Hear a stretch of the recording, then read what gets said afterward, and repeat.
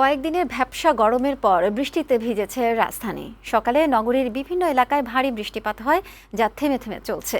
এই বৃষ্টি জনজীবনে স্বস্তির পাশাপাশি ভোগান্তিও এনেছে।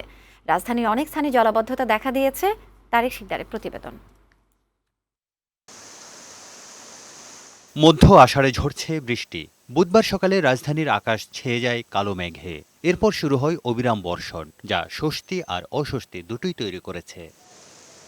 বেশ কদিন ধরে ভ্যাপসা গরমের পর এই বৃষ্টি প্রশান্তি ছড়ায় নগরে। মলিনতা ঝেড়ে স্নিগ্ধ হয় প্রকৃতি, চারপাশ হয়ে ওঠে সজীব। ভালো লাগতেছে, কারণ এই কদিন গরম ছিল, এখন বৃষ্টি হচ্ছে।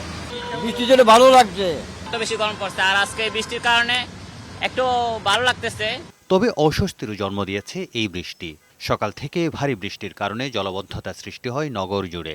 রাজধানীর বিভিন্ন সড়কে সৃষ্টি হয় যানজট। অফিসগামী লোকজন থেকে শুরু করে বাইরে বের হওয়া সব ধরনের মানুষ ভোগান্তির শিকার হয়। বৃষ্টিতে আমাদের সবসময় ভোগান্তি হয়। বাসা তো কাছে, হেঁটে যাওয়া লাগে। বৃষ্টির কারণে অনেক ভোগান্তিতে পড়তে হয়।